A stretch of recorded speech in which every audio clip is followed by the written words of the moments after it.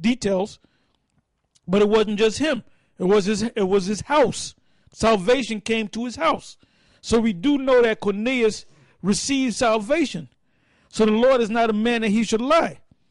But now let's say he's an Edomite. If the Lord blessed Cornelius to be saved, then Esau, that's an open door for Esau. Esau ain't going to be saved. So the conclusion is that Cornelius is not an Edomite, he's an Israelite. And like I said, the ones of you that can't get it, you're not meant to get it. The Lord ain't dealing with you, all right? Read that again, Ak. It says, "But when Peter was come to Antioch, I withstood him to the face, because he was to be blamed. For before that certain came from James, he did eat with the Gentiles." Who are the Gentiles? Who are the Gentiles right here? Those are Israelites. And it started with Cornelius, which was an Israelite. He was sitting down with Jakes. Some of them didn't have beards on their face. Some of them was dressed in the Roman attire and the Greek attire, the toga. Some of them were speaking fluent Latin and Greek, and speaking a little bit of Hebrew, understanding the Hebrew. Go ahead. It says, "But when they were come, he withdrew and..." Why do you think Paul was able to speak fluent Greek? Because when he went up in the Asia Minor, there were Israelites up there whose forefathers lost the truth. Like, for example, man, like you don't think that Israel can not keep certain laws.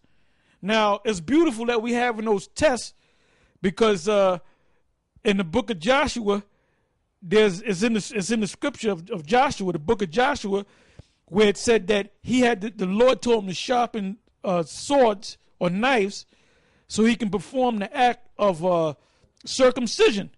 Because when you read the story, it said when they went out into the wilderness, all those men were circumcised.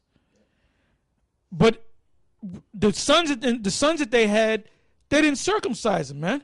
That's why you got to constantly be on top of Israel, man. That's why you think we got them tests. And all of you GMS camps, you better keep on that test, because we're going to send you an email saying, look, man, don't use the name no more. You out of here. We're in the time of kicking your ass out if you ain't right. And we're quick to kick you out. But we ain't just going to kick you out on a whim. We're going to check you, man. We're going to mark you first. We're going to keep our eyes on you, man. That goes for the main camp.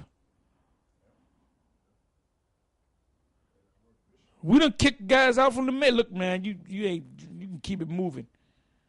You know? We ain't playing no more, man, because this is coming down to the wire. Like I said, when the men left out of Egypt, they all knew the law was read to them, man. Matter of fact, Moses took the law, broke it up, and made them drink it. He made them drink the law that was in that water, mingled in that water. It was all crumbled up, and they had to drink the law. So they went out into the wilderness, and then they broke the law any damn way. They didn't circumcise their sons. So that's why Joshua had to go through a lot of shit, pure hell, dealing with these clowns, these Israelites.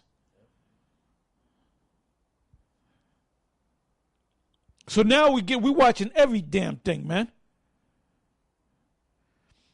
You see them guys down there in Miami, the two clowns that were talking shit? Well, we basically told them we didn't have to have no damn counsel. We didn't need no counsel. We basically said, you out of here. Get out of here. Now, the so-called head, he was supposedly in Russia, and he came back and he got all messed up by it. He ain't making videos no more, man. One of the elders sent him a direct question, and he never got back. So guess what? He's out of there, man. We ain't going to wait for you to sit down and think for 3 months as to what the hell you going to do. If you ain't got an answer for us, we got an answer for you.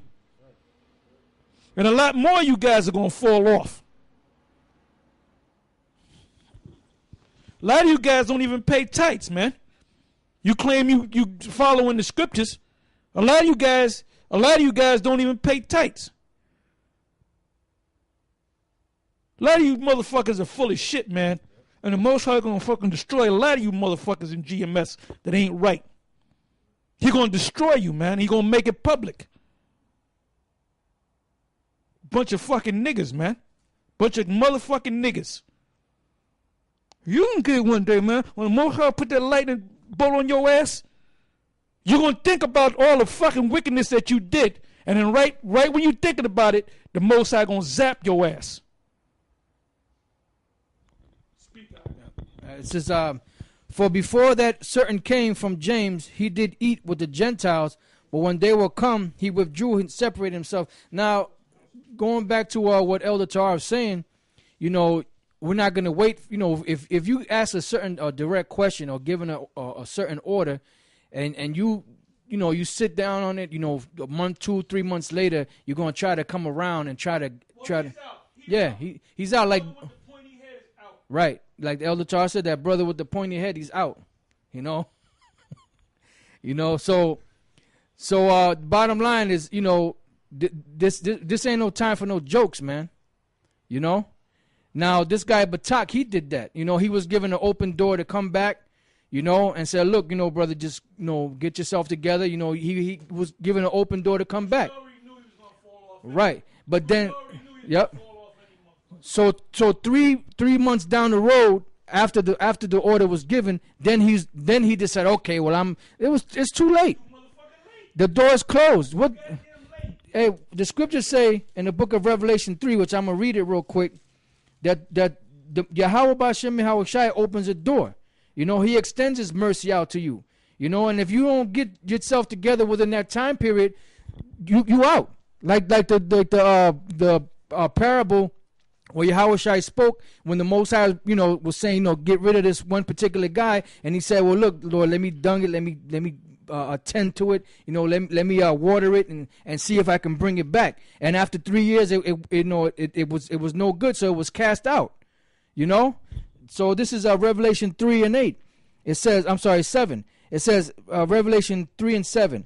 And to the angel of the church in Philadelphia write, these things saith he that is holy, he that is true, he that hath the key of David, he that openeth and no man shutteth, and shutteth and no man openeth. Once the Lord shuts that door, that's it.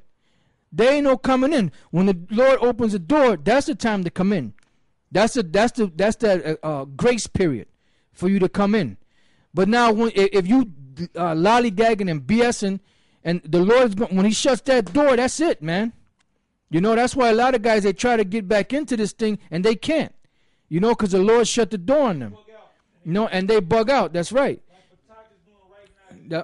Yep, Batak right now, like Elder Tar said, Batak right now, he's bugging out, because if he was this great, if he was going to show us how to break the scriptures down, you would have seen all kind of videos of this guy up.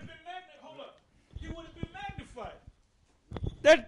That crummy nigga would have been magnified, man. He would have had all the top. Anytime you went to YouTube, he would have popped. You don't see him no more, man, because he's full of shit. That's right. Right. Matter of fact, I'm in the same chapter, so I'm going to read it. Elder Gabar called a good scripture. I'm going to read verse 8. It says, I know thy works. Behold, I have set before thee an open door, and no man can shut it. For thou hast a little strength, and hast kept my word, and has not denied my name. You hear that, Nate? He has not denied the Lord's name. You're denying the Lord's name. Now the 15th verse says, I know thy works, that thou art neither cold nor hot. I would thou were cold or hot. So either you on fire or you not on fire. You either on fire or you're an icicle. You can't straddle the fence. You can't, you are on fire for GMS, but then certain days or certain times, say, that's just like, you can't treat this like a part-time job. Being an Israelite, being in this truth is full time. There's no you punch a clock and you're an Israelite for a certain period of time, then you take off your outfit, and your work boots and all that, and then now you're just a regular guy. That doesn't work. Being an Israelite is a full-time job, and this is the time to work. You know, like Elder Taro, we said, this is the time to work. We're not going to be going out speaking and teaching in the kingdom. This is the time to put in the work. So, like Elder Taro said, there should be 1 million camps out there. Different brothers out there speaking in different states and different countries. Should be out there speaking. We have not only do we have the English teachings and shows, we also have them in Spanish. You know? So a lot of them people down in South America, there should be a whole bunch of camps opening down there. But you know what? Them Latin tribes, you Latin tribes are